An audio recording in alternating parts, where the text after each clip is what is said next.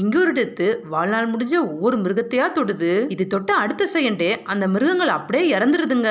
இது இப்படியே ஒவ்வொரு மிருகத்துக்கா மரணத்தை கொடுத்துட்டே வருது. அப்புறம் அது ஒரு மானுக்கு வாழ்நாள் முடிஞ்சதால அதை தொடலாம்னு கிட்ட வருது. அப்ப இதை பார்த்து சுத்தி இருந்த மான்கள் எல்லாம் பயந்து ஓடுதுங்க. பட் இந்த மான் மட்டும் பயப்படாம டெத்தை பார்த்து அன்பா சிரிக்குது. டெத்துக்கோ இதுக்கு மரணத்தை கொடுக்க விருப்பமே இல்ல. அப்ப அந்த மான் மத்த மான்கள் நிக்கிற இடத்துக்கு போகுது. டெத்தும் இது பின்னாடியே பறந்து வந்து பாக்குது.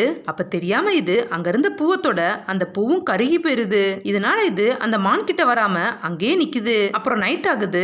இந்த மான் தூங்கிட்டு இருக்கத பார்த்துட்டு இதுவும் அதே மாதிரி தலை வச்சு தூங்குது. அடுத்த நாள் இந்த மான் எங்க போனாலும் இதுவும் அது பின்னாடியே போகுது. மழை பெய்யறப்ப கூட அந்த மானை நனைய விடாம இது மறைச்சுக்குது. இப்படியே இது அந்த மான் கூடவே இருக்கு.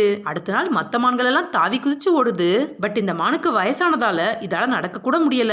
இது சோகமா ஃபீல் பண்ணிக்கிட்டே டெத்தை பாக்குது. மெதுவா டெத்து கிட்ட வந்து என்ன தொடுன்னு சொல்லி கேக்குது. டெத்தும் முடியாதுன்னு சொல்ல இதுவோ அதுவாவே டெத்தோட கையை தொடுது. இதை பார்த்து டெத் ரொம்ப ஃபீல் பண்ணிக்கிட்டே அதை கட்டி பிடிக்குது.